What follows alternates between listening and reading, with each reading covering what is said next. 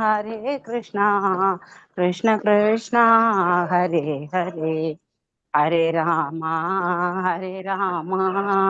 राम राम हरे हरे हरे कृष्णा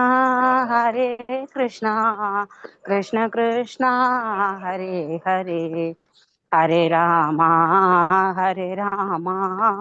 राम राम हरे हरे हरे कृष्णा कृष्ण कृष्ण हरे हरे हरे राम राम राम हरे हरे हरे कृष्णा कृष्ण कृष्ण हरे हरे हरे राम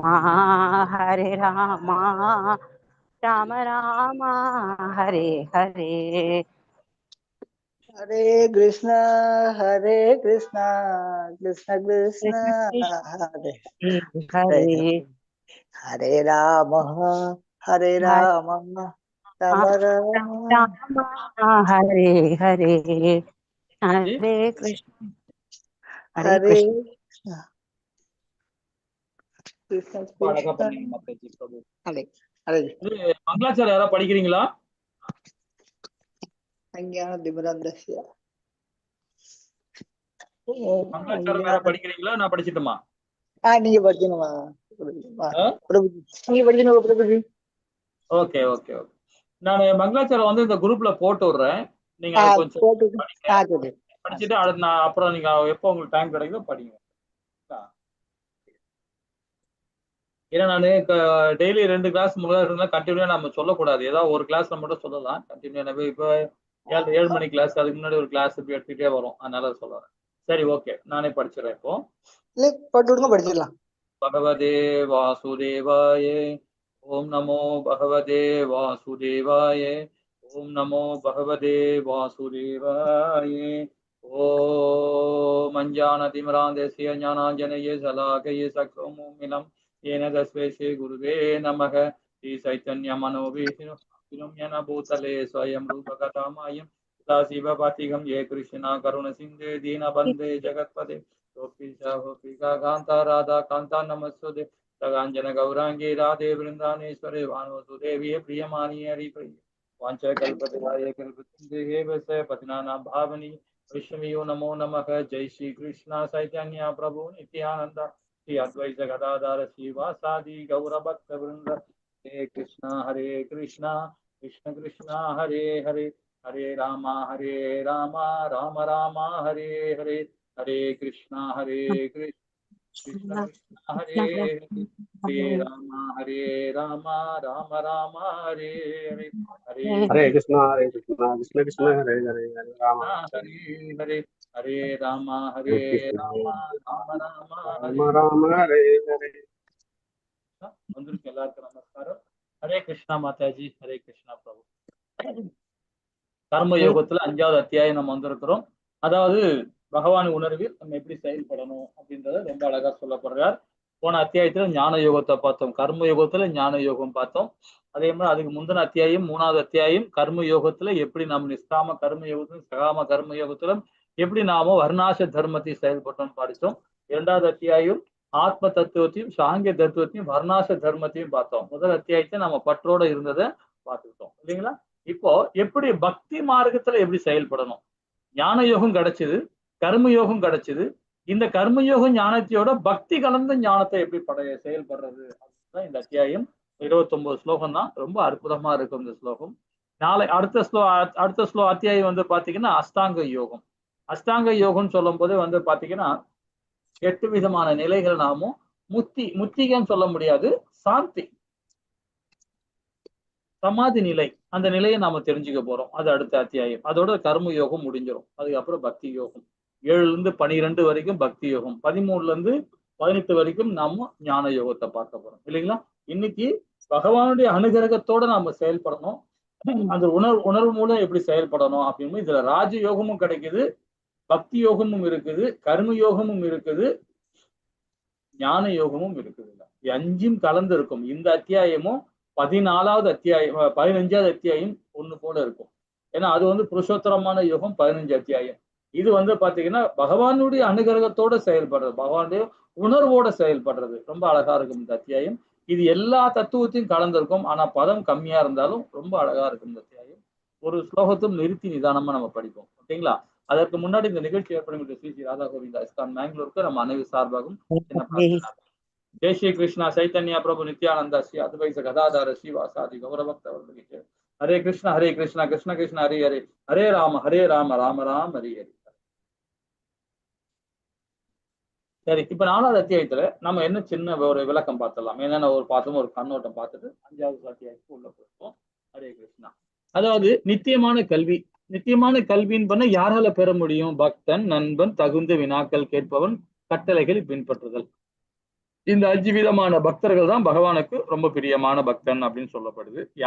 யாரிடமிருந்து பெறுவது இந்த ஞானம் பார்த்தீங்கன்னா, அங்கீகரிக்கப்பட்ட குரு சீட பரம்பரை வர ஆச்சாரிகள் ஸ்ரீ சம்பிரதாயம், சம்பிரதாயம், உத்தர சம்பிரதாயம், கௌடிய சம்பிரதாயம். இப்ப நம்ம பாக்குறது கௌடிய சம்பிரதாயத்துல பார்த்துட்டு இருக்கோம் இல்லைங்களா? அதே இது எதை பற்றியது? அது எதை பற்றியது அப்படின்னு பாத்தீங்கன்னா, பகவானுடைய கடவுள் எப்பொழுது அவதரிக்கிறார், கடவுள் எப்பொழுது அவதற்கான காரணம் என்ன, இந்த அறிவை பெறுதல் என்ன பயன் அப்படின்ற 3 தன்மையில நம்ம அதை பார்த்தோம் இல்லைங்களா? பகவான் கிருஷ்ணர் தவறுகளை அகற்றுகிறார், கருத்துக்களை அகற்றுகிறார். 11ல இருந்து 45வது பதம் வரைக்கும் பார்த்தோம். 16ல இருந்து 24 கர்மா, விகர்மா, அகர்மா. இந்த 5வது அத்தியாயத்துல இதை பத்தி பார்த்தோம். 4 விதமான செயல்பாடு பத்தி நம்ம பார்த்து தெரிஞ்சுக்கிட்டோம் இல்லைங்களா? மிக உயர்ந்த யாகங்கள் பாத்தீங்கன்னா பகவானுடைய நாமத்தை நாம ஜெபம் பண்றோம், சாஸ்திரங்களை படித்தல், புலன்களை கட்டுப்படுத்துதல். அது மாதிரி திறனும் குணநலனும் யாகத்தின் கற்பிக்கும் ஆசிரியர். இந்த 4 செயல்பாடும் நம்ம ரொம்ப அழகா நம்ம விரிவா நாமும் 25ல 42வது பதம் வரைக்கும் நம்ம படித்தோம். இப்ப நாம இன்னைக்கு பார்க்க போறது 5வது அத்தியாயம். தாமரை இலையில் நீர் போல. தாமரை இலையில எப்படி நீர் ஒட்டாம இருக்கும், அது போல நாமும் இதெல்லாம் பௌதிகம் தானே இல்லைங்க? நம்ம இருக்கிற எல்லாமே பௌதிகம் தான். இந்த பௌதிகத்துல சிறைச்சாலையில் இருந்தா கூட, இது உள்ள பௌதிகத்துல இருந்தா கூட இதுல ஒட்டாம நாம இருக்கணும். எப்படி தாமரை இலை தண்ணீர்ல இருந்தும் அது ஒட்டாம இருக்கும், அது மாதிரி இந்த பௌதிகத்துல நம்ம இருந்தாலும் அதுல இருந்து பற்றற்ற தன்மையா நம்ம இருக்கணும். அப்போ கடமை நம்ம கரெக்டா செய்யணும், பலனை எதிர்பார்க்க கூடாது, புலன் கட்டுப்பாடு நமக்கு அவசியம் வேணும். அப்ப தர்மத்தோட 4 தூண்கள் நம்ம பார்க்க போறோம். தர்மத்தோட தூண்கள் சொல்லும் போது பாத்தீங்கன்னா, அதாவது என்ன சொல்றது, விரிவா பார்ப்போம். இந்த என்னன்னா தவறான பாலுணர்வு, மாமிசம் உண்ணக்கூடாது. 3வது பாத்தீங்கன்னா பாத்தீங்கன்னா இந்த சீட் ஆடுறது, கேம்பிளிங், இந்த மாதிரி இருக்கக்கூடாது. அதுக்கப்புறம் 4வது மது போதைகள், சிகரெட் பிடிக்கிறது, இந்த மாதிரி விஷயங்கள்லாம் நம்ம தவிர்க்கணும். இது இந்த 4 விதமான தர்ம தூண் சொல்லப்படுது. அது தவம். இதை பத்தி விரிவா நம்ம படிக்கலாம். செயலாற்றும் மூவர்கள் 13ல இருந்து 16. உடல், ஆத்மா, பரமாத்மா. இந்த 3 தான் ரொம்ப இம்பார்ட்டன்ட் நமக்கு. இந்த உடலால செயல்படுற செயல் என்னன்னா நம்மளுடைய குறிக்கோள் இருக்கணும். நாம ஏன் உடலை மாற்றிக்கொண்டே உள்ளோம்னா அந்த ஞானம் இருக்கணும். இத்தகைய முயற்சியெல்லாம் நமக்கு கிடைப்பது என்ன, இந்த மாதிரி செயல்படணும் நமக்கு என்ன பலன் கிடைக்கும் அப்படின்னு நம்ம பார்க்க போறோம். நாம் எவ்வாறு உடலை பெறுகிறோம் அப்படின்றது நம்ம இந்த பதம் மூலியமா போறோம். உடலின் இயற்கை என்ன? உடலின் இயற்கையை முக்கியமா சொல்ல போறது, இது பௌதிகமான உடல் தான். இது உடல் நம்மளுடைய உடல் நம்ம நினைச்சோம்னா நம்ம பந்தப்படுவோம். இது நம்மளுடைய உடல் இல்லை, நமக்கான உடல் கிடைச்சிருக்குன்னா அது நம்ம கர்ம புண்ணியத்துக்கு தகுந்த மாதிரி இந்த உடல் கிடைச்சிருக்கு. இது ஒரு களம். நம்ம வீடு எப்படி இருக்கோ அதே மாதிரிதான் நமக்குள்ள களம். அது வீட்டுக்குள்ள நம்ம எப்படி செயல்படுறோமோ அதுக்கேற்ற மாதிரி இந்த வீடு பொலிவா இருக்கும் இல்லைங்களா? வீடு சுத்தபத்தமா வச்சிருந்தீங்கன்னா வீடு சுத்தமா இருக்கும், வீடு சரியா இல்லைன்னா அசுத்தமா தான் இருக்கும். அது போலதான் இதோட களம். இது நமக்கு இந்த உடல் கிடைச்சிருக்கு, இந்த ஆத்மாக்கு. இந்த உடலை நம்ம எப்படி வச்சிருக்கணும் அப்படின்னும் போது வேதங்கள்ல சாஸ்திரப்படாது செய்யும் போது பாத்தீங்கன்னா உடல் புனிதம் அடையும். முத்திக்கான அந்த காரணம், அந்த வீட்டுக்குள்ள இருக்கிற ஆத்மாவும் புனிதம் அடையும். நம்ம வீடு சுத்தமா இருக்கும்போது வீட்டுல உள்ள நம்ம எந்த நோய் நொடி இல்லாம ரொம்ப ஹாப்பியா நம்ம வாழ்ந்துட்டு இருக்கோம் இல்லைங்களா? அது போலதான் இந்த உடல். இந்த உடலையும் நம்ம எப்படி பேணி காக்கணும்னா பகவான் அனுகிரகத்தோட பகவானை மையப்படுத்தி செயல்படும் போது உடலும் மேன்மைப்படும், உடல்ல இருக்கிற ஆத்மாவும் முக்தி கிடைக்கும் இல்லைங்களா? கடவுள், அதாவது உடலுடைய இயற்கை அதுதான். நம்ம அது என்னன்னு பார்க்க போறோம். அப்புறம் பரமாத்மா, ஆத்மா. ஏன்னா இந்த சப்ஜெக்ட்ல உடலை பற்றி ரொம்ப இம்பார்ட்டன்ட் கொடுப்பாங்க. அது அடுத்தடுத்து வரும்போது ஆத்மாவை பரமாத்மாவை பற்றி தெரிஞ்சுப்போம் இல்லைங்களா? அப்புறம் சமமாக பார்த்தல், எல்லா உயிர் வாழியும் நம்ம சமமாக பார்க்கணும். ஏன் அது மாதிரி சமம் பார்க்கணும்? இந்த உடல் சார்ந்து நம்ம செயல்படும் போது நமக்குன்னு ஒரு குறிக்கோள் இருக்கணும் இல்லைங்களா? யாருக்குமே சரி, ஒரு ஆபீஸ் நீங்க வேலை பார்க்கணும்பா, நீங்க ஆபீஸ்ல என்ன வேலை பார்க்கணுன்றத நேற்றே நம்ம தீர்மானிச்சிருப்போம். நீ காலையில என்ன பண்ணணும், இன்னைக்கு என்னென்ன டைம் டேபிள், என்னென்ன வேலை ஒர்க் பண்ணணும், ஒரு குறிக்கோள் இருக்கும். அந்த குறிக்கோளோட செய்யும் போது நமக்கு என்ன பாருங்கன்னா நம்ம மேல ஒரு தாக்கம் ஏற்படும் இல்லைங்களா? தாக்கம் ஏற்படும். அந்த தாக்கத்தினால நமக்கு என்ன கிடைக்கும்னா ஒரு மாற்றம் ஏற்படும். அந்த மாற்றத்தினால நாம தன்னுணர்வு அடைகிறோம். இன்னைக்கு ஒரு ஆபீஸ்ல ஒர்க் பண்ண போறோம். இந்த ஆபீஸ்ல என்ன பண்ணணும்ன்றதை முடிவு பண்றோம். முடிவு பண்ண உடனே அதுல ஒரு ஒரு தெளிவு நமக்கு கிடைக்கும். நம்மளே அறியாம ஒரு சக்சஸ்ஃபுல்லா செய்யும் போது பாத்தீங்கன்னா நமக்கு ஒரு வித்தியாசமான உணர்வு பிடிப்போம். உணர்வு புரியும் நமக்கு அது. அந்த உணர்வு வரும்போது நம்ம என்ன பண்ணுவோம், ஆஹா ரொம்ப அழகா சக்சஸ்ஃபுல்லா பண்ணிட்டோம் இல்லையா, நம்மளால இந்த காரியம் செய்ய முடியும் அப்படின்னு நம்ம என்ன பண்றோம், நம்ம மேல ஒரு திடகாத்திரமா நம்பிக்கை வரும் இல்லைங்களா. அது மாதிரி நாமும் ஒரு செயல் இந்த ஆத்ம ரூபத்துல செயல்படும் போது எல்லா ஜீவராசி ஒண்ணும் நினைக்க ஆரம்பிச்சிட்டோம்னா கண்டிப்பா நாம தன்னுணர்வு பாதை அடைய முடியும் இல்லைங்களா. அதுதான் சார் தன்னிலை அடையிறது. தன்னிலை அடைஞ்சோம்னா அப்ப மத்தவங்க எப்படி பார்ப்போம், எல்லாருமே நம்மளுடைய பகவானுடைய அம்சங்கள், பகவானுடைய அனுகிரகத்தோடு இருக்கிறாங்கன்னு பார்ப்போம் நாம இல்லைங்களா. அதை பத்தி ரொம்ப அழகா இந்த அத்தியாயத்துல இந்த பதம் 17ல இருந்து 26வது பதம் வரைக்கும் விரிவா கொடுக்கிறார். அஷ்டாங்க யோகம். இப்ப அடுத்த அத்தியாயம் அஷ்டாங்க யோகம், 6வது அத்தியாயம். அதை பத்தி நமக்கு இந்த கண்ணோட்டம் 27ல இருந்து 28 அந்த 2 பதத்துல நம்ம பார்ப்போம். அப்ப 29 கடைசி பதம் அமைதிக்கான வழி அப்படிங்கிற ரொம்ப சின்ன ஸ்லோகம், ஒரு ஸ்லோகமா இருந்தாலும் அது நிறைய சாராம்சம் இருக்கு.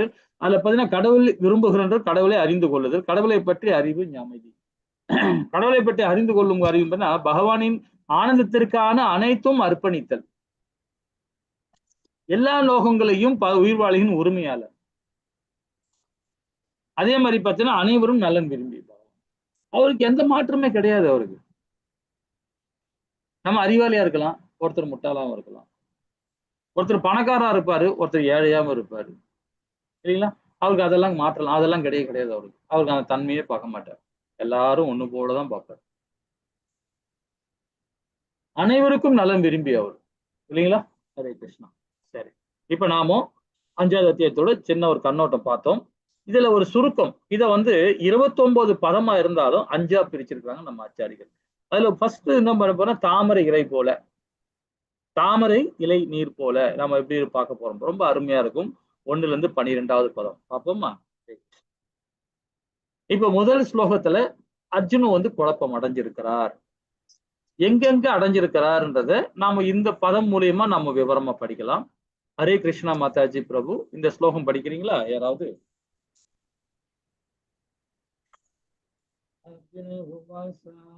ஹரே கிருஷ்ணா.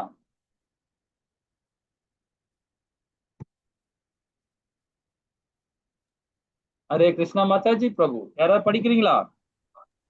ஹரே கிருஷ்ணா. சொல்லுங்க மாதாஜி.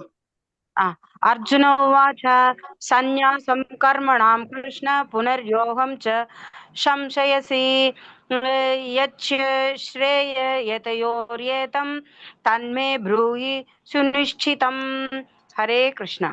ஹரே கிருஷ்ணா மாதாஜி, ரொம்ப அழகா படிச்சீங்க. இதுல என்ன சொல்லப்படுது, அர்ஜுனோட குழப்பமும் அவருடைய விரிவுரையும் நம்ம இன்னைக்கு விரிவா பார்க்க போறோம். அதுல என்ன சொல்லப்படுறாரு அப்படின்னு பாத்தீங்கன்னா, அர்ஜுனன் கூறினார், முதலில் செயலை துறக்கவும் பின்னர் பக்தியுடன் செயலாற்றவும் பரிந்துரைத்துள்ளது. இவை இரண்டில் சிறந்த நன்மை தருவது எது என்பது தயவு செய்து தெளிவாக விளக்குகிறார். தெளிவாக விளக்கம் கொடுங்க கேட்கிறார் பகவான் கிட்ட. இப்ப நமக்கு வருவோம், பாயிண்ட்ல வருவோம்.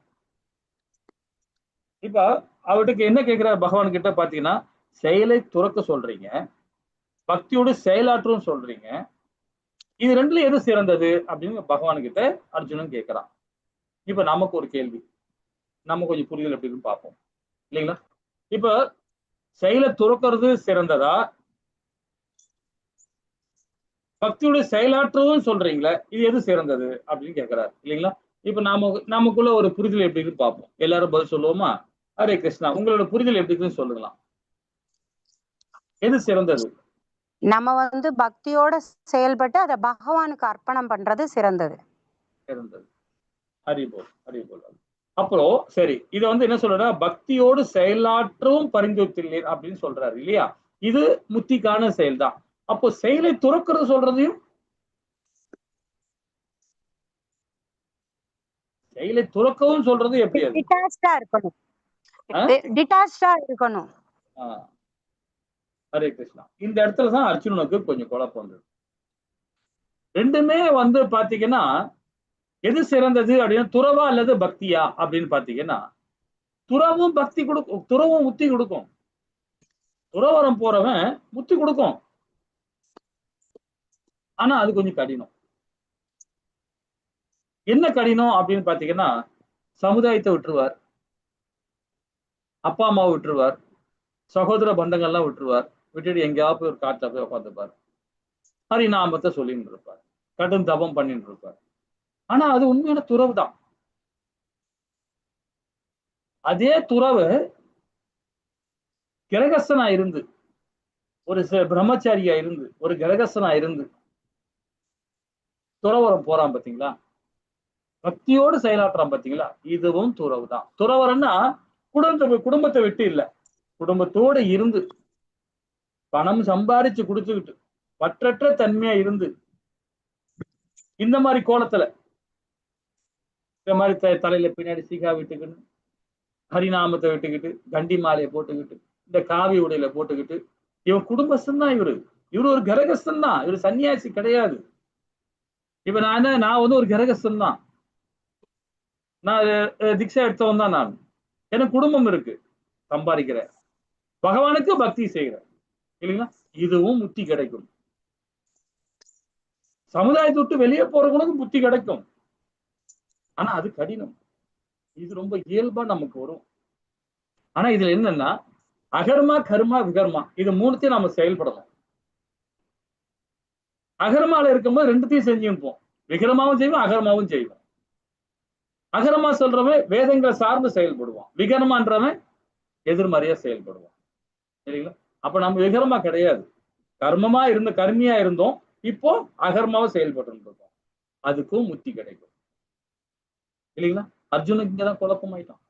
இப்ப நாம தெளிவா புரிஞ்சுக்கிட்டோம், இப்ப அர்ஜுனனும் புரிஞ்சுட்டு இருக்கார். அப்போ சந்தேகம் என்ன, சந்தேகம் என்ற அசுரனை சரியான நேரத்தில் சரியான ஆதாரத்தின் மூலமாக தோற்கடிக்கப்பட வேண்டும், இல்லை என்றால் அது நம் நம்பிக்கையை சிதைத்து விடும். சந்தேகம்ன்றது பாத்தீங்கன்னா நம்மளுடைய உண்மையான அன்பு கூறுகளை நம்ம இழக்க வேண்டிய சூழ்நிலை உண்டு. எனவே என்ன பண்ணுவாங்க, பிள்ளைகளை நம்ப மாட்டாங்க, சமுதாயத்து மேல் நம்பிக்கை வராது, மனைவின் மேல் நம்பிக்கை இருக்காது, கணவன் மேல நம்பிக்கை இருக்காது, எல்லாருமே நம்பிக்கை எல்லாமே சந்தேகமா பார்த்துட்டு இருக்கோம். சந்தேகம் எங்க வருதுன்னா நம்பிக்கை மேல்தான் வரும். நம்பிக்கை இருக்கணும், நம்பிக்கை இருந்தாதான் நமக்கு வந்து இது வரும் இல்லைங்களா.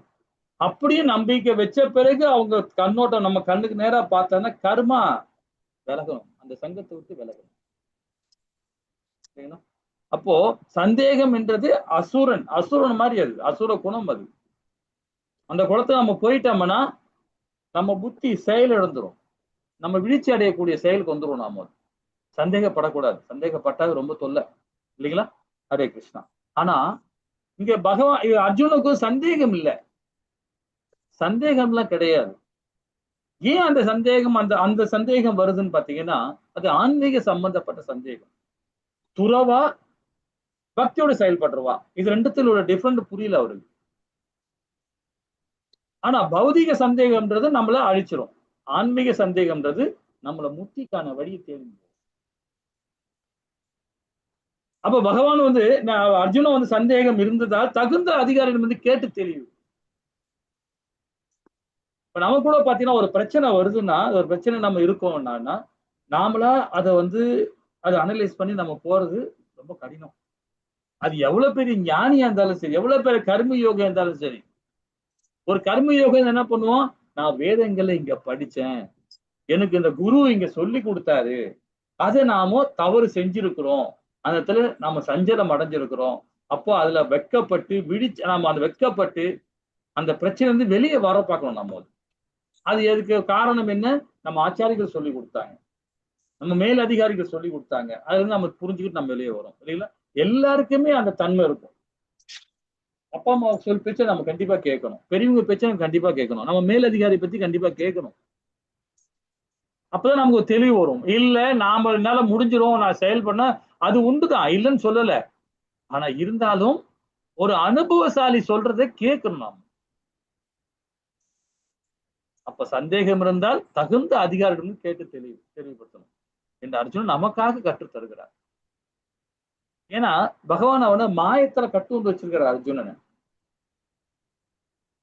குரங்கு எப்படி கூத்தாடி எப்படி ஆறாம அடி கம்பத்தை அடிக்கிறானோ அதுக்கேற்ற மாதிரி அது ஆடியும் கிடக்குது.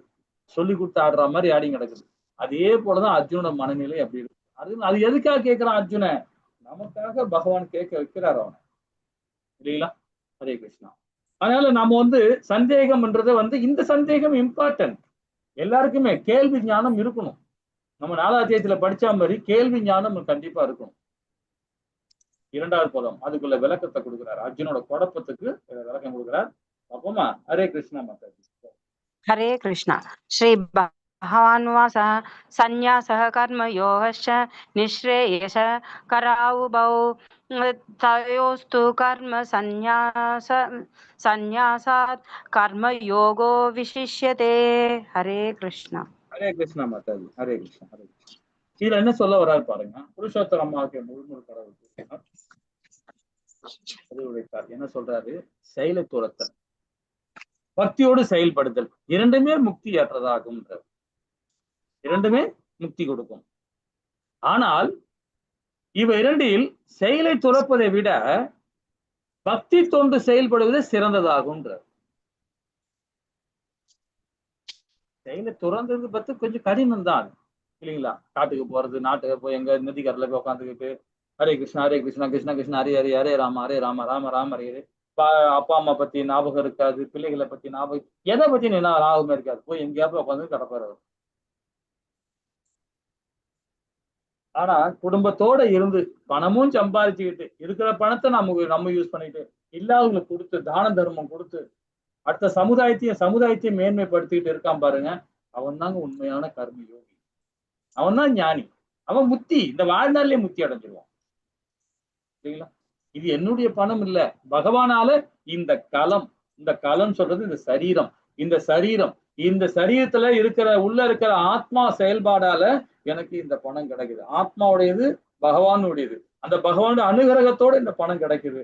இந்த பணத்தை நான் மக்களுக்கு, சமுதாயத்துக்கு நான் கொடுக்குறேன். என்னால முடிஞ்சு நான் கொஞ்சம் எடுத்துக்கிறேன். நமக்கு வேணும், நமக்கு வாழ்வியலையே நமக்கு வாழ்க்கை தேவை இருந்துகிட்டு இந்த மீதிய பகவான் மற்றவங்களுக்கு கொடுக்கறது அதி உத்தம செயல் அது, சரிங்களா? இதை பத்தி இன்னும் விரிவா நாம ஒரு அத்தியாயத்துல ஒண்ணு படிப்போம். தான தர்மம் பத்தி படிக்கும் போது அது வரும். அது பக்தி தொண்டு துறவை விட மேன்மையானது. திவ்யமானது எதுன்னு பாத்தீங்கன்னா பக்தி சேவை தான். பாவங்களிலிருந்து உடனே விடுவிக்க கூடியது. அது எல்லா விதமான பாவகத்திலையும் விடுவிக்கக்கூடியது. வாழ்நாளே நாம உணர ஆரம்பிச்சிருவோம். அதுக்கு என்ன பண்ணுவோம்? நடந்தாலும் சரி, நின்னாலும் சரி, படுத்தாலும் சரி, ஓடினாலும் சரி, பேசினாலும் சரி, யாருக்காவது கொடுக்குற தானம் கொடுத்தாலும் சரி, எல்லா செயலையுமே பகவானை மையப்படுத்தணும். எல்லா இடத்துலயும் பகவானை மையப்படுத்தணும். கிருஷ்ணா கிருஷ்ணா, நாராயணா நாராயணா, கோபாலா கோபாலா, மாதவா மாதவா, கேசவா கேசவா, நாராயண பத்தியே சொல்லிட்டே இருக்கும், இல்லைங்களா? ஒருவர் அனைத்தையுமே துறந்தவரா அல்லது தன் நிலையில் இருப்பவரா எதுவா இருந்தாலும் அவர் கிருஷ்ணர் உணர்வில் உள்ளவரா என்பதுதான் முக்கியம். எது செஞ்சாலுமே சரி, ஒரு செடிக்கு தண்ணி ஊத்துறமோட சரி, கிருஷ்ணா அப்படின்னு ஊத்தி பாருங்களேன், அந்த செடி பேசும். துளசி செடி மாதிரி பேசும். ஏன்னா அதுக்குள்ளேயும் பரமாத்மா இருக்கிறார். அதுக்கும் உள்ளே எல்லா விதமான குணங்கள் இருக்கு, இல்லைங்களா? அதனால எல்லா விஷயத்திலுமே நம்ம ஒருத்தர் தானம் கொடுக்கும்போது கிருஷ்ணா அப்படின்னு சொல்லி தானம் கொடுத்தினா போதும், பகவானுக்கே கொடுக்குற மாதிரி அது, இல்லைங்களா? நீங்க பகவான் நினைச்சுன்னு கொடுங்களேன். அவர் எழுத்தாட்டு பகவான் தான். அவர் யாசனம் கேட்கிறார், அவர் பகவான நின்று கேட்கிறார், கொடுக்கணும். ஆனா எல்லாருக்கும் கொடுக்க கூடாது, அதுவும் புரிஞ்சுக்கணும். அது நம்ம இன்னும் படிப்போம், இது மேல வரும்போது படிப்போம். ஏன்னா தானம் கொடுக்கறது ரொம்ப இம்பார்ட்டன்ட். ரொம்ப யோசனை பண்ணி கொடுக்கணும். 3ஆம் அத்தியாயத்துல படிச்சோம் இல்லையா, நிற்காம பத்தி படிச்சோம். பகவானை மையப்படுத்தி கொடுக்கணும். தானம் அதை பெருகிற தகுதி இருக்கான்னு பார்க்கணும். தானம் வாங்குறவன் தகுதியா இருக்கான்னு பார்க்கணும். தகுதி இல்லாத தானம் கொடுத்தீங்கன்னா நாம பாவத்துல விழுந்துருவோம். ரொம்ப ரொம்ப ரொம்ப உன்னிப்பா நம்ம கவனிக்கணும். ஏன்னா நம்ம கொடுக்குற பொருளோ பணமோ எதுவோ கொடுக்குறோம்னு வச்சுக்கலாம், அதை வச்சு அவர் தவறான வழியில போனாருன்னா, பாவம் சேர்க்கிறாருன்னா, அந்த பாவத்துல சரிபாதி நம்மள வந்து சேரும். நீங்க எங்க இருந்தாலும் சரி, சொர்க்கத்துல இருந்தாலும் சரி, பகவானுடைய லோகத்துல இருந்தாலும் சரி, உங்களுக்கு தேடி அந்த பாவம் வரும். அதனால ரொம்ப ரொம்ப ஜாக்கிரதையா நம்ம தானம் கொடுக்கறத ரொம்ப பார்த்து கொடுக்கணும், சரிங்களா? பிள்ளைக்கு நம்ம தானம் கொடுக்குறோம், பிள்ளை கொடுக்கும்போது கூட அந்த பலன் நம்ம கிட்ட வரும். பிள்ளைகளுக்கு தானம் கொடுக்குறோம், எப்படி தானம் கொடுக்குறோம்? சொத்து எழுதி பிரிச்சு கொடுக்குறோம். அப்பா மூத்தவனா நீ இதை வச்சுக்கோ, இடையவனா நீ வச்சுக்கோ, இதை வச்சுன்னு கொடுத்துட்டு போறோம், நல்லதுதான். அதுதான் நம்ம சம்பாதிக்கணும், அதுதான் கொடுக்குறோம், இல்லைன்னு தப்பு இல்லை. ஆனா அதே பிள்ளைகள் வந்து தவறான வழியில அந்த பணத்தை செலவு பண்ணாங்கன்னா, தவறான வழியில யூஸ் பண்ணாங்கன்னா, அந்த பாவத்தை உண்டு பண்ணாங்கன்னா, அந்த பாவம் நீ எந்த லோகத்துக்கு போனாலும் உங்களுக்கு பின்னாடியே வரும். அதுவும் தானம் தான். அதனால பிள்ளைங்க சொத்து சேர்க்காம விட்டுறாதீங்க, சொத்து சேர்க்கணும். அவ பிள்ளைகளை நல்வழியில கொண்டு போகணும், நல்வழியில அவங்களை வளர்க்கணும். அதுக்கு காரணம் யாரு? நாம தான். இதுதான் ரொம்ப ரொம்ப அழகா. இதெல்லாம் பத்தி இப்ப படிக்க கூடாது. உபநேசங்கள் வர வர வர நம்ம அதிகமா அந்த ஒரு இப்ப லெவல் 2ல இருக்கிறோம். இப்ப நிறைய விஷயங்கள் கர்மயோகத்துல கொடுக்குறாரு பகவான். பக்தியில வரும்போது நாங்க நல்ல தெளிவா புரிய வந்துரும் உங்களுக்கு. ஓகேங்களா? இன்னும் 3வது அத்தியாயத்துல 3வது லெவல் போகும்போது இன்னும் நிறைய விஷயங்கள் படிப்போம். உபநேசங்கள் மூலியமா போய் அப்ப நிறைய விஷயங்கள் நம்ம இன்னும் புரிஞ்சுக்கலாம். ஓகேங்களா? ஹரே கிருஷ்ணா. 3வது பதம். ஹரே கிருஷ்ணா மாதாஜி. ஹரே கிருஷ்ணா. ज्ञेयः स नित्यसन्न्यासी यो न द्वेष्टि न काङ्क्षति निर्द्वन्द्वो हि महाबाहो सुखं बन्धात् परमुष्यते. हरे कृष्णा. ரொம்ப அழகா படிச்சீங்க. எவன் ஒருவன் தனது செயல்களின் விளைவுகளை வெறுப்பு அற்றவனோ அவனே நிரந்தரமான சன்னியாசி ஆவான். பலம் பொருந்திய பிள்ளைகளுடைய அர்ஜுனா, எல்லா இருமையிலிருந்து விடுபட்டுள்ள அத்தகையவன் பௌதிக பந்தங்கள் எளிதில் வென்று முழுமையாக முக்தி அடைகிறான். தன்னுடைய செயல்ல தோல்வி அடைஞ்சிரும், வெற்றி அடைவோம், துன்பம் வருது இன்பம் வருது அப்படின்னு நினைச்சானா அவன் கண்டிப்பா சன்னியாசி கிடையாது. அவன் கண்டிப்பா சன்னியாசி ஆக முடியாது. இல்லைங்களா? இப்ப நம்ம பௌதிகவாதியா இருக்கிறோம், நம்ம வந்து குடும்பத்துல இருக்கிறோம், சமுதாயத்துல இருக்கிறோம். நம்ம இருக்கும்போது நாம சன்னியாசி ஆக முடியும்னா ஆக முடியும். எப்படி? பிள்ளைகளை படிக்க வைக்கிறோம். எதிர்காலத்துல இந்த பிள்ளை வந்து எனக்கு 60 வயசு ஆயிடுச்சுன்னா உடல் சுகமா இருக்கும்போது நம்ம சுகம் இல்லாம இருக்கும்போது நமக்கு எப்படி வந்து காப்பாற்றுவான், எப்படி நம்மளை பாதுகாக்கணும் இல்லையா அப்படின்னு நினைச்சு நம்ம இந்த பிள்ளைகளை வளர்த்தோம்னா கண்டிப்பா எதிர்பார்த்து செய்யறது. ஆனா பிள்ளைகளை வளர்க்கறது என்னுடைய தர்மம், என்னுடைய கடமை. அது அவன் பின்னாடி எனக்கு சோறு போடுவான், என்னை பின்னாடி எனக்கு காப்பாத்துவான்னு நினைச்சிருந்தான்னா அவன் பந்தப்படுவான். எதிர்பார்த்து செய்யக்கூடாது, எதிர்பார்ப்பு இல்லாம செய்யணும். இது என்னுடைய தர்மம் நினைக்கணும். அவன் அதுதான் சொல்றாரு, எவன் தனது விருப்புகளை அற்றவனோ அவனே நிரந்தர சன்னியாசியான்றார். நான் ஒரு கடமைக்கு தான் ஒரு உதாரணத்துக்கு தான் சொன்னேன் நான். ஓகேங்களா? அது மாதிரி இது பண்ணா நமக்கு வந்து நல்லது கிடைக்கும், இது பண்ணா நமக்கு கெட்டது கிடைக்கும் அப்படின்னு நினைக்கிறவன் கண்டிப்பா வந்து ப்ராப்ளம் தான், அவன் சன்னியாசி ஆக முடியாது. அது என்ன சொல்றாரு பாருங்க. அப்ப அது என்னன்னா இருமை, டபுள் மைண்ட்ல இருக்கிறார். செய்யலாமா செய்யக்கூடாதா அப்படின்னு நினைக்கிறார். அதே வந்து ஆன்மீகவாதியா இருக்கிறார், பகவான் அனுகிரகத்தோடு இருக்கிறார் அப்படின்னா அதை நினைக்கவே மாட்டார். அவர் என்ன பண்ணுவாரு, இது என்னுடைய தர்மம் அப்படின்னு. இது செய்யக்கூடாத செயல், இது விகர்ம பணி, இதையே நான் செய்யணும், இதை செய்யக்கூடாது அப்படின்னு தீர்மானிச்சிருவார். செய்யக்கூடிய செயல்னாவே கரெக்டா செஞ்சுட்டு இருப்பாரு. அப்போ ஒரே சிங்கிள் பாயிண்ட் தான், சிங்கிள் லைன்ல தான் போயிட்டு இருப்பார், டபுள் லைன்ல போகவே மாட்டார், நினைக்கவே மாட்டாரு. என்னுடைய தர்மம்ட்டு போயிட்டே இருப்பார், இந்த கடமை. அவன் தான் முக்தி அடைவான். இல்ல எனக்கு பணமும் சம்பாதிக்கணும், பகவான் லோகத்துக்கும் போகணும் அப்படின்னு சொல்லிட்டு பணம் நிறைய சம்பாதிச்சுட்டு யாருக்கும் கொடுக்காம தனக்கு மட்டும் சொத்து சேர்த்து வச்சு நம்ம பிள்ளைகள் நல்லா இருக்கணும்னு சொல்லிட்டு 7 தலைமுறைக்கு சொத்து சேர்த்து வச்சிருன்னா அதர்மவாதிகள், அதர்மவாதி. இல்லைங்களா? அது முக்தி கிடைக்காது, முக்தி கிடைக்காது. ஹரே கிருஷ்ணா. இன்னும் விளக்கமா பார்க்கலாம். உண்மையான துறவி ஜடப்பட்டிருந்து எப்படி கடக்கிறான் அப்படின்னு பாத்தீங்கன்னா, எதுவுமே யாருக்குமே சொந்தம் இல்லை, அப்புறம் துறப்பதற்கான கேள்வி எங்கிருந்து வருகிறது? இந்த பதில் நீங்க யாராவது சொல்ல முடியுமா? எதுவும் யாருக்குமே சொந்தம் இல்லை, அப்ப துறப்பதற்கு கேள்வி எங்கிருந்து வருகிறது? நீங்க என்ன புரிஞ்சுக்கிட்டீங்க இதுல?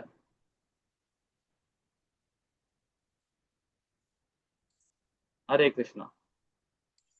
நம்ம எல்லாம் இந்த ஏதோ ஒரு பாண்ட்ல இது என்னதுன்னு நினைச்சிட்டு இருக்கோம், ஆனா அதெல்லாம் நம்மளது இல்ல. ஓகே, அப்படி எதுதான் நீங்க நினைக்கிறீங்க? எவ்ரிதிங், நம்மளுக்குன்னு எதுவுமே சொந்தம் இல்லை. நாளைக்கு நம்ம போறச்ச நம்மளோட வர போறது எதுவும் இல்லை. So nothing belongs to us. வரோம், ஜஸ்ட் இருக்கோம் போறோம், தட்ஸ் இட். நமக்குன்னு எதுவுமே இது உலகத்துல சொந்தம் கிடையாது. வரணும், நம்ம வேலையை நமக்குன்னு பகவான் என்ன விதிச்சிருக்காரோ, நமக்குன்னு சர்டன் டியூட்டிஸ், இதுக்காக இந்த பர்பஸ்க்காக நான் வந்தேன்னு ஒரு சிலது இருக்கும். I have to perform those duties and go back. ஹரிபோல் மாதாஜி, ஹரிபோல். என்ன சொல்ல வர்றதுன்னு பாத்தீங்கன்னா, இந்த உடலே நம்மது இல்லை, நம்ம பேசுற வார்த்தையும் நாம கிடையாது. அப்போ இந்த களம் இருக்கு பாத்தீங்களா, இதுவே நம்மது கிடையாது. அப்புறம் மனைவி எங்க வருது, கணவன் எங்க வரான், பிள்ளைகள் எங்க வருது, குடும்பம் எங்க வருது, சமுதாயம் எங்க வருது, எதுவுமே நம்மளது சொந்தம் இல்லை. இது எல்லாமே யாருடையதுன்னா பகவானுடையது. இந்த உடலும் பகவானுடையது, உள்ள இருக்கிற ஆத்மாவும் பகவானுடையது, கணவனும் பகவான், மனைவியும் பகவான் தான், எல்லாமே பகவானுடையது தான். சொந்த பந்தம் எல்லாமே பகவானுடையதான், எதுவுமே நம்மளது இல்லை, எல்லாமே பகவானுடையது. அப்ப நம்ம எதுதான் துறக்கணும்? எல்லாருமே திறந்துடணும். பற்றற்ற தன்மையா இருக்கணும். மனைவி கிட்டையும், கணவன் கிட்டையும், பிள்ளை கிட்டையும் எல்லாருமே பற்றற்ற. ஏன்னா பற்றற்றன்னா தப்பா புரிஞ்சுக்காதீங்க. மனைவி கிட்ட பற்றற்ற இருக்கக்கூடாது, பிள்ளை கூட பற்றற்ற கூடாதுன்னா எப்படி புரிஞ்சுக்கணும் பாத்தீங்கன்னா, மனைவி கணவன் இருக்காங்கன்னா அவங்களுக்குள்ளார அவங்களுக்கும் தனிப்பட்ட சுதந்திரம் இருக்குன்னு புரிஞ்சுக்கணும். ஒரு பெண்மை இருக்காங்கன்னா அவங்களுக்கு ஒரு சுதந்திரம் இருக்கு, அந்த பெண்மைக்குள்ள உள்ள போகக்கூடாது. ஒரு ஆண்மைக்குள்ள அதே மாதிரி அவனுக்கும் ஆடவனுக்கும் அவனுக்கு ஒரு சுதந்திரம் இருக்கு, அந்த அதுக்குள்ளேயும் நீங்க போகக்கூடாது, யாருமே போகக்கூடாது, யாருக்குமே அந்த அதிகாரம் கிடையாது. பிள்ளைகளை கூட சரி, தன்னுடைய கால்ல நிக்கிற வரைக்கும் தான் நம்மளுடைய கண்ட்ரோல். அவன் நின்றுட்டான்னு வச்சுங்களேன், உங்களுக்கு அவனுக்கு சம்பந்தமே இல்லை. அவன் இந்த லோகத்துல ஜீவிக்க வந்திருக்கான், உங்களுக்கு உங்க மூலியமா வந்திருக்கான், அவ்வளவுதான். உங்க பிள்ளை, அவ்வளவுதான். ஆனா அவனும் தனிப்பட்ட சுதந்திரம் இருக்கு, அவனுக்கும் நல்லது கெட்டது இருக்கு, அவனுக்கும் எல்லா விதமான கர்மங்கள் இருக்கு. அந்த கர்மத்துக்குள்ள நீங்க உள்ள போகக்கூடாது. நீங்க மாட்டிக்கிட்டீங்கன்னு வச்சுங்களேன், நான் இல்லடா நான் தாண்டா அப்பா, டே நான் தாண்டா அம்மா, நான் சொல்றதா நீ கேட்கணும், உள்ள போய் மாட்டிக்கிட்டீங்கன்னா திரும்ப திரும்ப இதே சம்சார கடல் தான். அப்போ உங்களுக்கு ஒரு கடமை இருக்கு இல்லையா, உங்களுக்கு தர்மம் இருக்கு இல்லையா? அது என்ன தர்மம்? பிள்ளைகளை நல்வழியில வேதத்தை படிக்க வைக்கணும். இப்ப நீங்க எப்படி இதை படிக்கிறீங்களோ அதே மாதிரி பிள்ளைகளை படிக்க வைக்கணும், ஆன்மீக ஞானத்தை கொடுக்கணும், வேதங்களை படிக்க வைக்கணும், இந்த மாதிரி விஷயங்களை படிக்க வைக்கணும். அப்பதான் உணர்வாங்க, உணர்ந்து அவங்க எல்லாரையும் விட்டையும் ஒண்ணு போல பழக ஆரம்பிச்சிருவாங்க. சரிங்களா? அப்போ இது யாருக்குமே சொந்தம் இல்லை. அப்புறம் நம்ம துறப்பதற்கான கேள்வி எங்க இருந்து வரும்? அப்ப எதுவுமே நம்மளுக்கு இல்லம் போது நம்ம என்னத்தை துறக்க போறோம்? ஒண்ணுமே கிடையாது. அப்ப ஜீரோ தான் இல்லைங்களா? அப்ப உண்மையான துறவு என்ன? ஜடப்பட்டு விடுபட்ட தன்மையா இருக்கணும். அப்போ உண்மையான துறவி ஜடப்பட்டது எப்படி கடக்கிறார் அப்படின்னு பாத்தீங்கன்னா, பக்குவமான திவ்யமான ஞானம் வேணும். பக்குவமான திவ்யமான இரண்டுத்துக்கும் டிஃபரெண்ட் பண்ணும். திவ்யமான என்பது பகவானுடைய வேத ஞானம் மூலியமா நமக்கு அந்த பக்குவம் அடையும். பக்குவம் எப்படி வரும்? அந்த திவ்ய ஞானம் கிடைச்ச பிறகு நமக்கு செயல்பட வரும்போது அந்த பக்குவத்தை உணர முடியும், அந்த விஞ்ஞானம் புரிய வரும் நமக்கு, இல்லைங்களா? அதே மாதிரி பகவான் கிருஷ்ணர் முழுமைத்தான் அவரது மிக சிறிய பகுதி. அது நாம எல்லாமே பாத்தீங்கன்னா நம்ம நினைக்கிறோம் இந்த அந்த சராசரங்களை பாக்குறோம். நம்ம 4வது அத்தியாயத்துல படிச்சோம் இல்லையா, கார்பக உதய சாய் விஷ்ணு, காரண உதய சாய் விஷ்ணு, பரமாத்மா ரூபத்துல எல்லா இதயத்திலும் இருக்கிறார், 3 விஷ்ணு படிச்சோம் இல்லைங்களா? பிரம்மா என்னுடைய அவருடைய வயசு என்ன, அப்புறம் நம்மளாம் பாத்தீங்கன்னா ஒண்ணுமே கிடையாது. ஒரு கடல்ல ஒரு சின்ன ஒரு கடுகு கடுகு கூட கிடையாது, நம்மளாம் ஒண்ணுமே கிடையாது. ஆனா நாம என்ன பண்றோம்? காலை தூக்கி நடக்கிறோம், நான் தாண்டா அப்படின்னு நினைக்கிறோம். நம்ம எல்லாம் ஒரு சின்ன பொறி தான், நம்ம சின்ன சிறு பகுதி தான். நாம பகவான் தான் முழுமை, அந்த பகுதி என்றதுமே முழுமைக்கு ஈடாகாது, இல்லைங்களா? பகவான் கிருஷ்ணன் எதையெல்லாம் அளிக்கிறாரோ அதை அவருடைய சேவையில் ஈடுபடுத்துறோம். நம்ம காற்றை கொடுத்துக்கிறார். எப்படி காற்றை எது கொடுத்துக்கிறார்? நாம சுவாசிக்கிறதுக்கா, நாம ஜீவிக்கிறதுக்கா? இல்ல. அது நல்லா புரியும். எல்லாம் சொல்லுவாங்க காற்று இல்லாம நம்ம கிடையாது, அப்புறம் நமக்கு தான் அது காற்று அப்படின்னு நினைக்கிறோம். காற்று எதுக்காக கொடுத்துக்கிறார்? ஏதோ ஒரு காரணத்துக்காக கொடுக்குறார். எந்த காரணத்துக்காக? நாம உயிர் வாழணும். நம்ம உயிர் வாழ்ந்து எதுக்காக உயிர் வாழணும்? மற்றவங்களுக்கு சேவை மனப்பான்மை இருக்கணும். இதுதான் ஆன்மீகம். அதுக்காக தான் அந்த காற்றை கொடுக்குறாரு. எல்லா இடத்துலயும் காத்து இருக்கு, ஏன் உங்களால சுவாசிக்க முடியல? இறக்கும் போது ஏன் சுவாசிக்க முடியல? அந்த தன்மை இருக்குது இல்லையா? அந்த அந்த அந்த அந்த ஞானம் வேணும் இல்லையா? இல்லைங்களா? இறந்த பிறகு நம்ம காற்று இதுதான் செய்யுது. ஏன் அப்ப நம்ம சுவாசிக்க முடியல? இந்த இந்த ஒரு சரீரம் அதோட லைஃப் முடியுது, அதோட கர்மா முடியுது.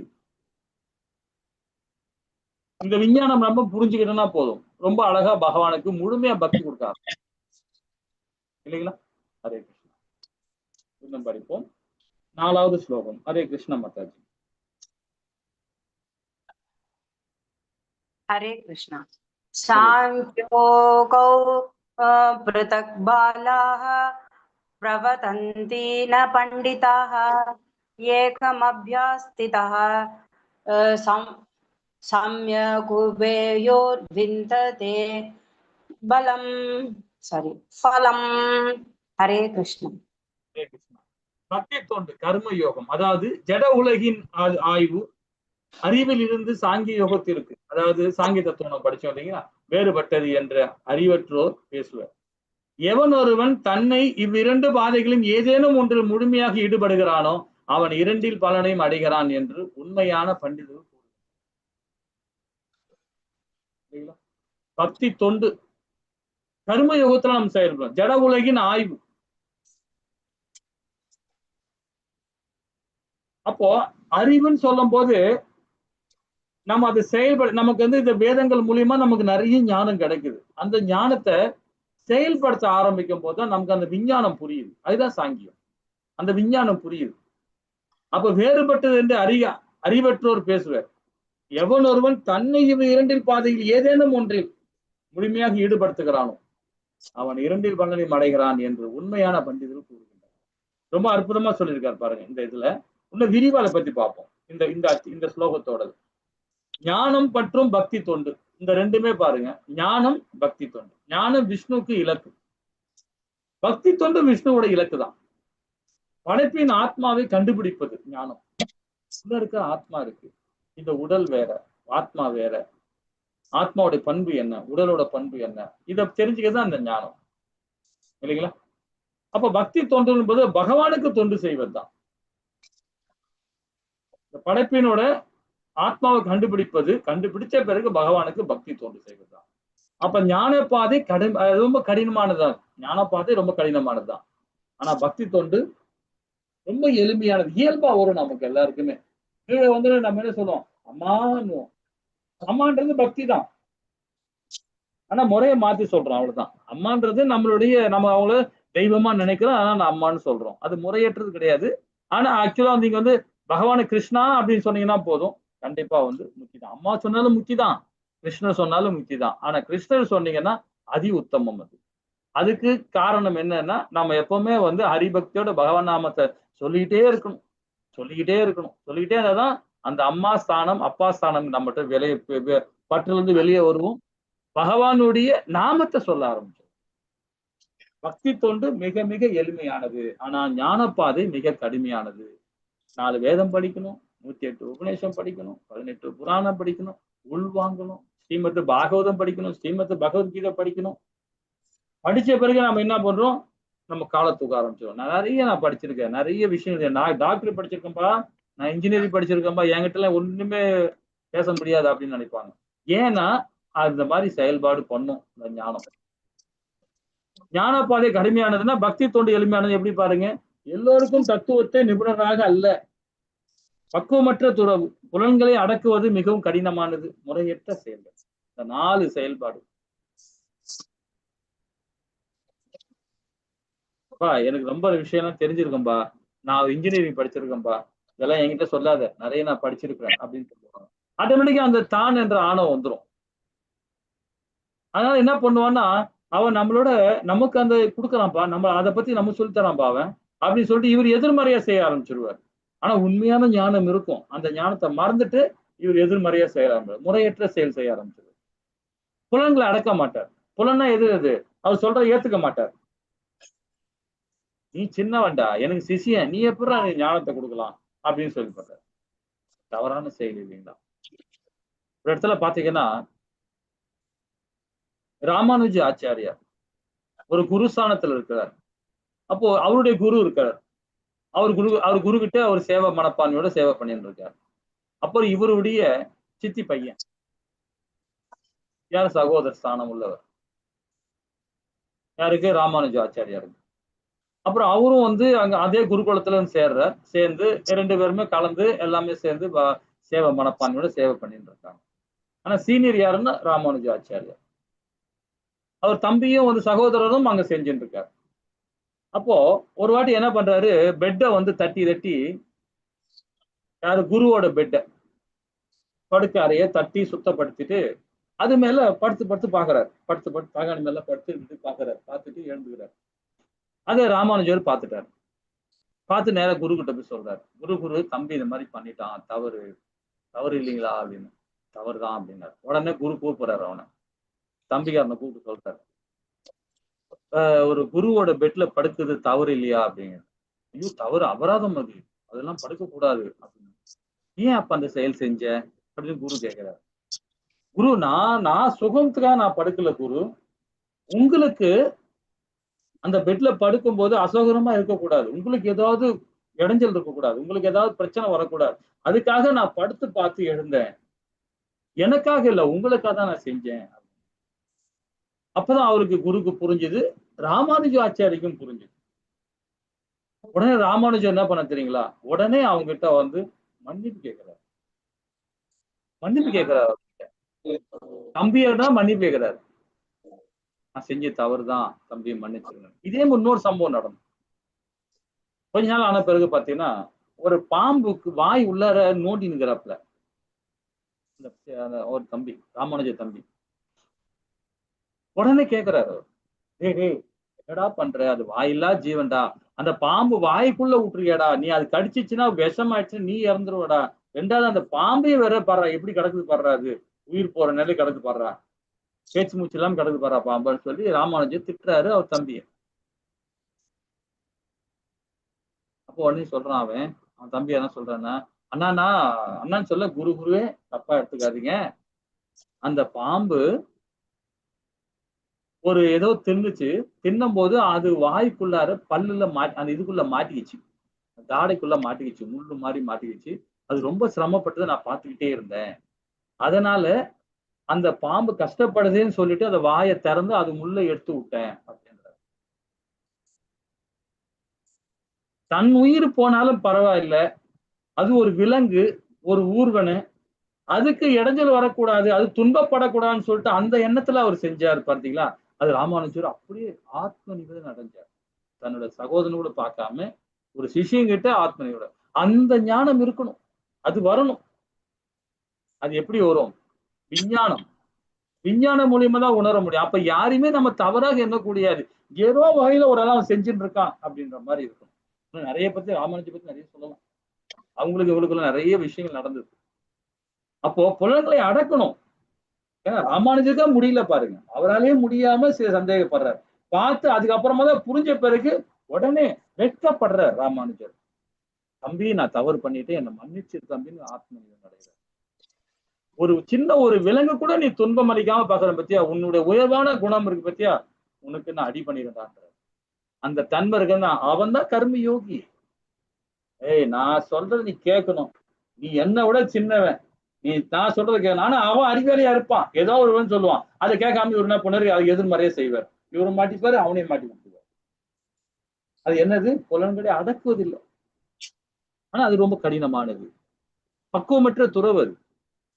அந்த மாதிரி ஆச்சாரி ஆயிட்டாங்கன்னா சமுதாயத்துக்கு தொல்லை, வித்தியாசாரம் தான் சமுதாயத்துக்கு தொல்லை அந்த மாதிரி ஆச்சாரிகள் இல்லைங்களா. அப்போ தத்துவ நிபுணம் அல்ல அவங்க. அப்ப ஞானப்பாதை மிகவும் கடினமானது. ஆனா பக்தி யோகம் பண்ண பண்ண பண்ண பண்ண பண்ண ஆட்டோமேட்டிக்கா அந்த ஞான யோகமும் பாத்தீங்கன்னா கர்ம யோகியா கொண்டு போய் விடும் அந்த பாதை இல்லைங்களா. அப்போ தத்துவ ஆராய்ச்சியும் பக்தி தொண்டும் ஒரே வழியில் 2 அம்சம். ஆனா ஒன்று எளிமையானது, மற்றொன்று கடுமையானது. பக்தி தொண்டும் செய்யும் போது லிப்ட்ல உட்காந்துக்கிட்டு பக்தின்ற தொட்டு அந்த பட்டனை அமுக்கினா போதும், டைரக்டா முக்தி. ஆனா இந்த பாதை தத்துவ பாதையில் பண்ணா அஷ்டாங்க யோகம், கர்ம யோகம், ஞான யோகம் இல்லைங்களா, புத்தி யோகம் எல்லாமே தெரிஞ்சுக்கணும். ஒரு ஸ்டெப்பா மேல போக வேண்டியதா இருக்கு. ஆனா பக்தி யோகன்ற இந்த லிப்ட்ல போய் உட்காந்து அந்த பட்டன் தட்டணும்னு வச்சுங்களா, டைரக்டா பகவானுக்கிட்ட நம்ம போறோம்.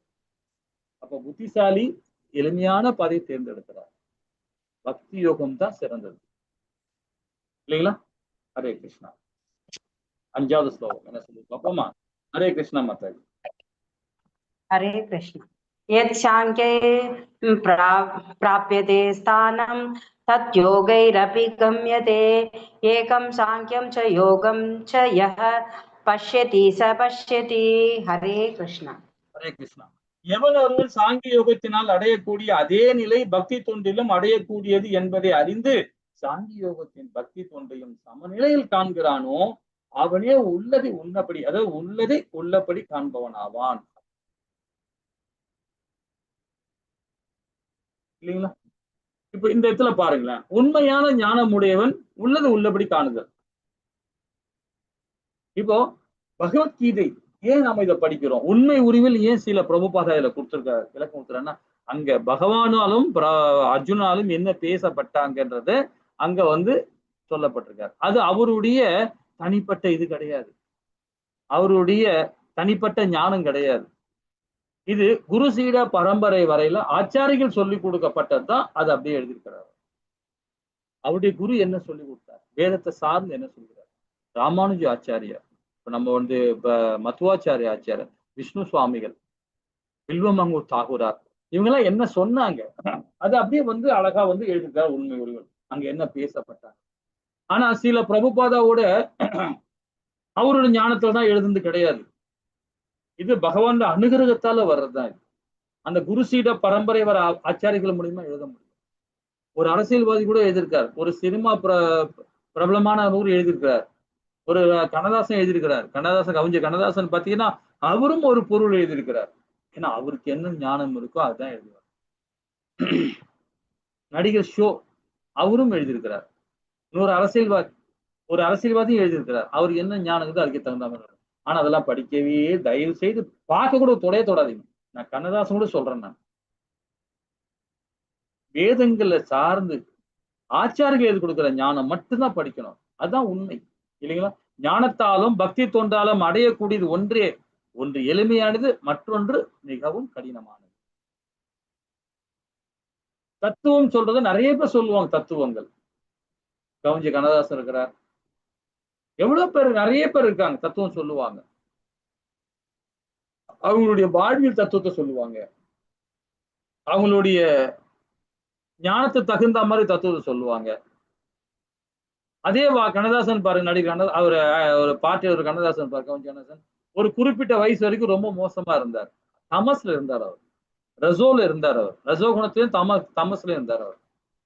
அவருக்கு ஒரு ஞானம் கிடைச்ச பேருதான் சுத்த சத்துவத்துக்கு வர ஆரம்பிச்சார். சத்துவத்தை தான் வந்தார், சுத்தத்தை கூட வரல, சத்துவம் தான் இருந்தார் அவர். கடைசியில தான் ரொம்ப இறக்கும் தருவாயில் தான் ஆத்ம ரூபத்தை செயல்பட ஆரம்பிச்சார். உத்தம ஆத்மா தான், நான் இல்லைன்னு சொல்லல. அப்போ ஒரு பாதி மோசம், ஒரு பாதி நல்லது இருக்கு. அப்போ அந்த மாதிரி ஆத்மாக்கள்ல படிக்கிறது வேதம் அக்செப்ட் பண்ணல. வேதங்கள் படிக்கணும்னா ஆச்சாரிகள் எழுதி கொடுத்ததான் நம்ம படிக்கணும், அவங்க எழுதி வச்சுட்டு போனதை நம்ம படிக்கணும். அதுதான் நிலையானது. இப்ப மற்றவங்க எழுதுறதுலாம் அவங்களுக்கு எந்த ஞானம் தகுந்த மாதிரி, அவங்களுக்கு கற்பனைக்கு ஏற்ற மாதிரியோ, அவங்களுக்கு படிச்சதுக்கு ஏற்ற மாதிரியோ அதை பற்றி எழுதிட்டே போவாங்க. அதை படிச்சுட்டு ஒரு வெள்ளக்காரன் வைப்பான், ஒரு வெள்ளக்காரன் மனு தர்மத்தை பத்தி எழுதிட்டு போயிட்டான், இந்து தர்மத்தை பத்தி எழுதிட்டான். அதை பிடிச்சிட்டு ஒரு சில அரசியல்வாதிகளும் பேசிட்டு இருக்காங்க. நம்ம சமுதாயத்துல இருக்கவங்க எல்லாரையும் குழப்பம் அடைஞ்சு வச்சிருக்காங்க.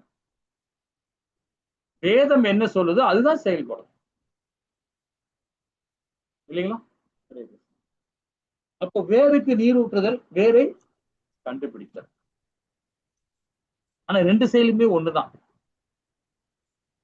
ரெண்டு செயலுமே ஒண்ணுதான். வேருக்கு தண்ணி, இப்ப ஒரு செடிக்கு தண்ணி ஊத்தினா வேறு ஸ்ட்ராங் ஆகும், மரம் ரொம்ப ஸ்ட்ராங் ஆகும் இல்லைங்களா? மரம் ஸ்ட்ராங் ஆகுனா வேறு ஸ்ட்ராங் ஆகணும். வேருக்கு தண்ணி நீர் வேணும், நீர் ஆதாரம் இருந்தாதான் நமக்கு வேணும் இல்ல. ஞானத்தை கொடுக்கணும். அதே மாதிரி நமக்கு உள்ள இது விஷயம் ஞானம் வேணும். அந்த ஞானத்தை கண்டுபிடிக்கணும். எப்படி கண்டுபிடிக்க முடியும்? நம்ம செயலால தான் கண்டுபிடிக்க முடியும், உணர்ந்ததான் கண்டுபிடிக்க முடியும் இல்லைங்களா? அப்போ வெற்றி பெற வேண்டும் என்றால் ஒருவர் திறமசாலியாக இருந்தால் மட்டும் போதாது, சரியான வாழ்க்கையில் பாடம் முடிவெடுக்கும் திறன் இருக்க வேண்டும். அது எப்படி வரும்? நம்மளோட செயலால தான் வரும். டாக்டர் படிச்சுட்டா மட்டும் போதாது, 4 ஆபரேஷன் பண்ணாதான் அவருக்கு எது நல்லது இது கட்டம் தெரியும் இல்லைங்களா? ஒரு அட்வொகேட் இருக்காருன்னா 4 கேஸ்ல அட்டன் பண்ணணும் அவர், அப்பதான் அந்த ஞானம் கிடைக்கும். தோக்க விட மாட்டார். ஒரு டாக்டர் தோக்க விட மாட்டாங்க, பயில் இழக்க விட மாட்டாங்க. அது செய்யும் போது அவங்களுக்கு நிறைய விஷயங்கள் கிடைக்க ஆரம்பிக்கும். ஒரு ஸ்டேஜ்ல போவாங்க. அது மாதிரிதான் ஆன்மீக ஞானமும் அப்படிதான். படிக்க படிக்க படிக்க படிக்க வந்தா மட்டும் செயல்படுத்தணும். அதுதான் பெரியவங்க சொல்லுவாங்க இல்லைங்களா, எண்ணமும் செயலும் ஒன்னா இருக்கணும். என்ன பகவத்கீதை படிக்க வந்துட்டோம், செயல் செஞ்சாதான் உத்தம உத்தம நிலை அடையணும்னா கீதையை படிக்கிறத மட்டும் பத்தாது. நம்ம செயல்ல நம்ம வாழ்வியல கொண்டு வரணும் அது இல்லைங்களா. ஹரே கிருஷ்ணா. 6வது பதம் மாதாஜி. हरे कृष्ण। संन्यास्तु महाबाहो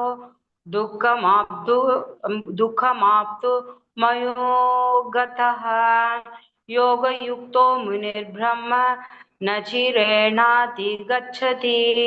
हरे कृष्ण। இறைவனின் பக்தி தொண்டில் ஈடுபடாமல் வெறுமனே எல்லா செயல்களையும் துறப்பது ஒருவனை மகிழ்விக்காது. ஆனால் பக்தி தொண்டில் ஈடுபட்டுள்ள சிந்தனையுடன் மனிதன் தாமதமின்றி பரம்பொருளை அடைய முடியும்.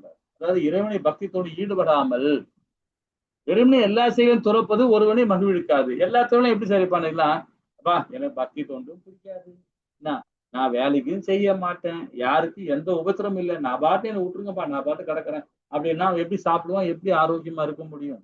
அப்பா வீட்டுக்கு அப்பா சொத்தையும் அம்மா சொத்தையும் இல்லைன்னா சகோதர சொத்தையும் வச்சுக்கிட்டு ஆண்டுன்னு சாப்பிட்டு கிடப்பாரு. அது உண்மையான வாழ்க்கையே, அது துறப்பதாது, அது மகிழ்விக்காது. பக்தி தொண்டு ஈடுபட்டுள்ள சிந்தனையுடைய மனிதன், அதாவது சிந்தனையோட உள்ள மனிதன் தாமதமின்றி பரம்பொருளை அடைய முடியும். இந்த வாழ்நாள்லயே அவனுக்கு முக்தி கிடைக்கும். இந்த வாழ்நாள்லயே அவனுக்கு அனுகூலமான செயல அவன் ஈடுபடையும். பகவான் கிருஷ்ணனுடைய பற்றுதல் கொள்ளாமல் ஜடப்பற்றுதலை துறப்பது என்பது துன்பகரமானது. இங்க நல்லா புரிஞ்சுக்கலாம். பகவானுகிட்ட பற்று இல்லாமல் இருந்தோம்னா அப்போ ஜடப்பற்றுதல் நாம துறப்பது ரொம்ப கடினம். பகவான் மேல பற்று இருந்தோம்னா கண்டிப்பா ஜடப்பற்றுதல் நமக்கு விடுதலை கிடைக்கும். இல்லைன்னா கண்டிப்பா நமக்கு கிடைக்காது. நம்ம பணம் தேடி ஓடிக்கிட்டே இருந்தாலும் நமக்கு என்ன கிடைக்கும், துன்பம் தான் கிடைக்கும். பணம் பணம் பணம் பணம் ஓடிக்கிட்டே நமக்கு பிரச்சனை தான் வரும் இல்லைங்களா. என்ன சொல்றாரு, துறவு மட்டும் போதாது, ஒருவர் பக்குவம் அடைவதற்கு பகவான் கிருஷ்ணனும் பற்றுதலை வளர்த்துக் கொள்ள வேண்டும். இதுதான் ரொம்ப இம்பார்ட்டன்ட். பதம் 7-12 பாருங்க, எப்படி பயிற்சி செய்வது, இதை பத்தி விளக்க போறாரு பகவான். ரொம்ப அழகா நாம படிக்க போறோம். 7-12வது பதம் வரைக்கும் பாப்போமா. ஹரே கிருஷ்ணன் படிங்க மாட்டேன். हरे कृष्ण। योगयुक्तो विशुद्धात्मा विजितात्मा जितेन्द्रियः सर्वभूतात्मा भूतात्मा कुर्वन्नपि न लिप्यते। हरे कृष्ण।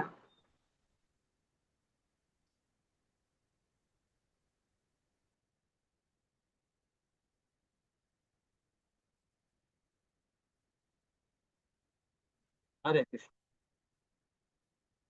மனதையும் புலன்களையும் கட்டுப்படுத்தி பக்தியுடன் செயல்படும் தூய ஆத்மா அனைவருக்கும் பிரியமானவன், அனைவரும் அவனுக்கே பிரியமானவன்.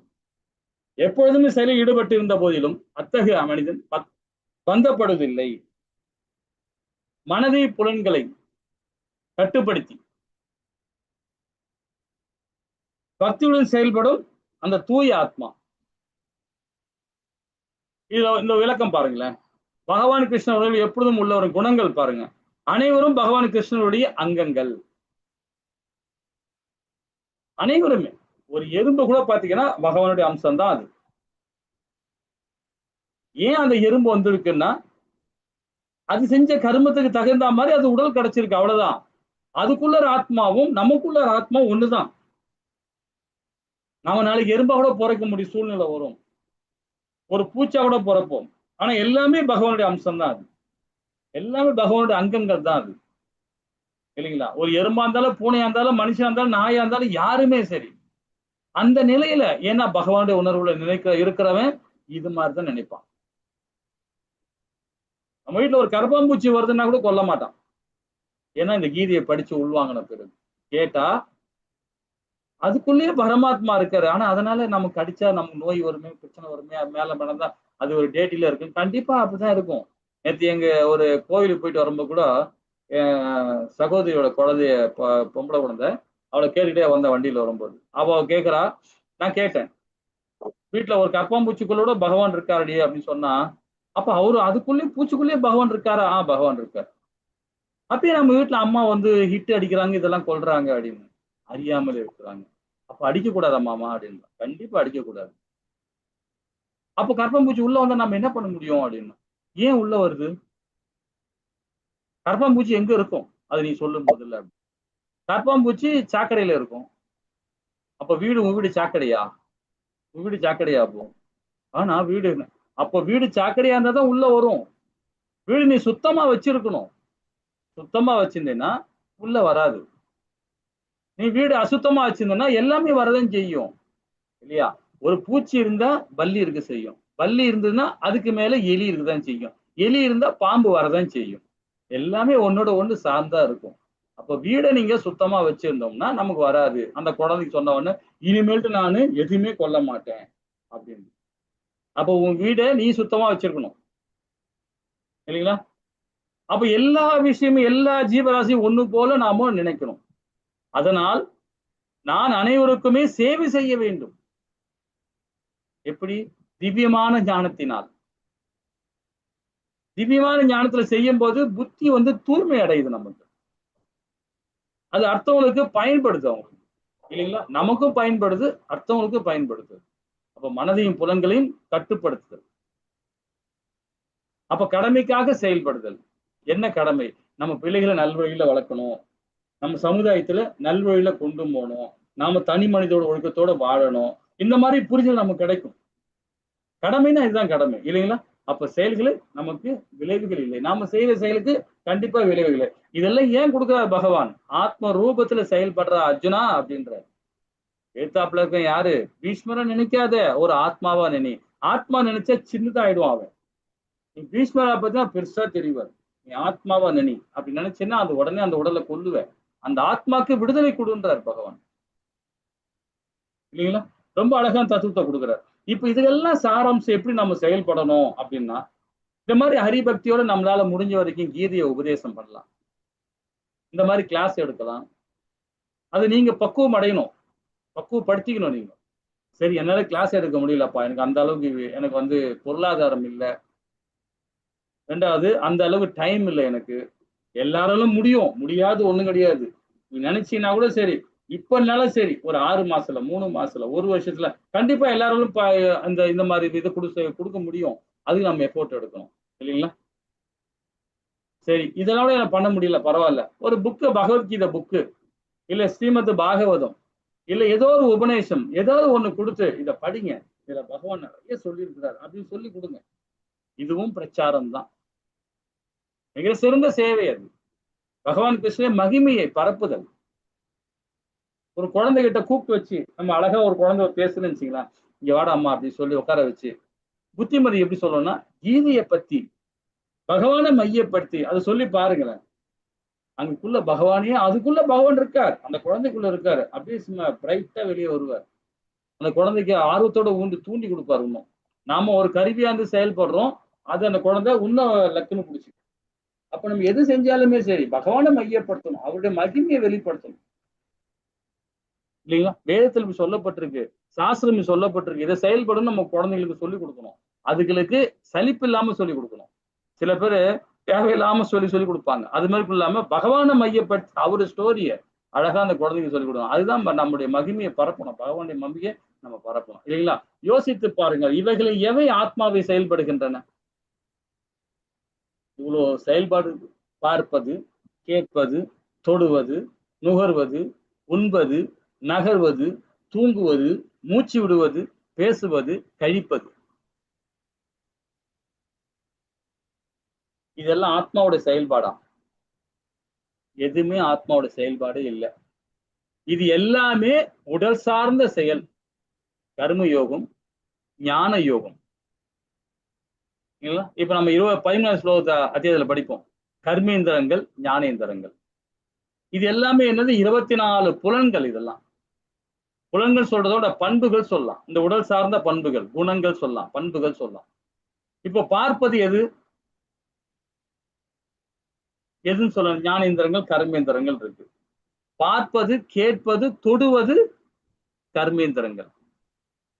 ஞானேந்திரங்கிறது நுகர்வது. இது மாதிரி ஒண்ணு ரெண்டுமே தான் கர்மேந்திரங்கள் ஞானேந்திரம். இதை பிரிக்கிறோம். இது எல்லாமே இது உடல் சார்ந்த செயல். இது ஆத்மா செயல் சார்ந்த செயல் அல்ல. இது உடல் சார்ந்த செயல். இந்த செயலை, இந்த பௌதிகமான செயலை ஆத்ம ரூபத்துல செய்யணும். அப்பதான் நமக்கு முக்தி கிடைக்கும். பார்ப்பது எப்படி பார்ப்போம்? பகவானுடைய விக்கிரகத்தை பார்ப்போம். கேட்பது பகவானுடைய ஹரிநாமத்தை காதால கேட்போம். தொடுவது பகவானுடைய விக்கிரகத்தை தொட்டு நம்ம செயல்படுத்த ஆரம்பிப்போம். நுகர்வது பகவானுடைய வாசனை திரவங்களை நுகர்வோம். உண்பது பகவானுடைய பிரசாதம். அந்த நாக்கு ருசி, அந்த பகவானுடைய நாக்கு, அந்த பிரசாதம் நாக்குல பட்டும் போது பட்டுச்சுன்னா நம்மளுடைய உடல்ல இருக்கிற எல்லா விதமான நோய்களும் போக ஆரம்பிச்சிடும். நாக்கு ரொம்ப இம்பார்ட்டன்ட். நம்ம வாயால வச்சு சாப்பிடுறோம். வாய்க்குள்ளதான் நாக்கு இருக்கு. அந்த நாக்காக தான் நம்ம உணவே சாப்பிடுறோம். முக்கியமா நிறைய பேர் தெரிய மாட்டேங்குது. என்ன நினைக்கிறேன் தெரியுங்களா? இம்பார்ட்டன்ட் நம்ம சாப்பிடுறோம், அவ்வளவுதான். நாக்கு இம்பார்ட்டன்ட் கொடுக்க மாட்டோம். நம்ம நாக்கு தான் இம்பார்ட்டன்ட். நாக்கு அந்த சுவை, அந்த உணவை சுவைக்க தன்மை இருக்கு இல்லையா, அது நம்ம சாப்பிட்ட உடனே முழுகிட்டோம்னா பலனே கிடையாது. பலனே கிடையாது. நம்ம சாப்பிடுறது நல்லா மென்னு நசிட்டு செய்யும்போது அந்த ருசி பாத்தீங்களா, அந்த நாக்குல பட பட பட அதுல உமிழ்நீர் சுரக்கும் பாருங்க. அந்த உமிழ்நீருடன் உள்ள போனோம் பாருங்க, அப்பதான் உங்களுக்கு உமிழ்நீர் வராம வெறுமனே சாதத்தையே முழுகிட்டுனா உள்ளத அலர்ஜி ப்ராப்ளம் வந்துடும். லபுக்கு லபுக்கு லபுன்னு சாப்பிட்டு அப்படியே முழுகிட்டேன்னு வச்சுங்களேன், நாக்குல படாமே சில பேர் பல்ல நங்க கடிச்சு முள்ள முழுகிடுவாங்க. அப்புறம் எப்படி கர்மேந்திரங்கள் எங்க வேலை செய்யும்? ஞானேந்திரங்கள் இல்லை.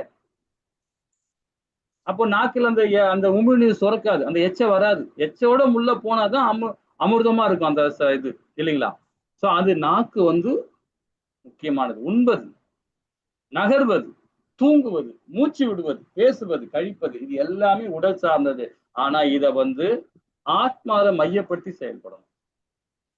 சரிங்களா? ஹரே கிருஷ்ணா.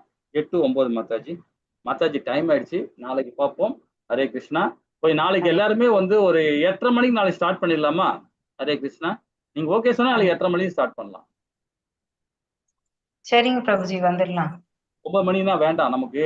நான் இப்போ வீட்டுல கால் வருது. ரெண்டாவது 2:30 மணிக்கு எழுந்துக்கணும் இல்லைங்களா? இதெல்லாம் டைம் ஆயிடும். அதுதான் கொஞ்சம் பிஃபோரா முடிச்சிடலாம். 9:45க்கு 9:30 முடிச்சிடலாம். நாளைக்கு எல்லாம் 8:30 மணிக்கு வந்துருங்க மாதாஜி பிரபு. ஹரே கிருஷ்ணா. कल्पतराय कृपा सिंधु सपना भावनी वैष्णव नमो नमः. जय श्री कृष्णा चैतन्य गौरव हरे कृष्णा कृष्णा कृष्णा हरे हरे हरे राम राम राम हरे हरे. ஏதாவது டவுட் இருந்தா கேட்கலாம். ஹரே கிருஷ்ணா மாதாஜி. நாளைக்கு 8:09 நாளைக்கு படிக்க ஆரம்பிச்சிடலாம். சரிங்க பிரபுஜி.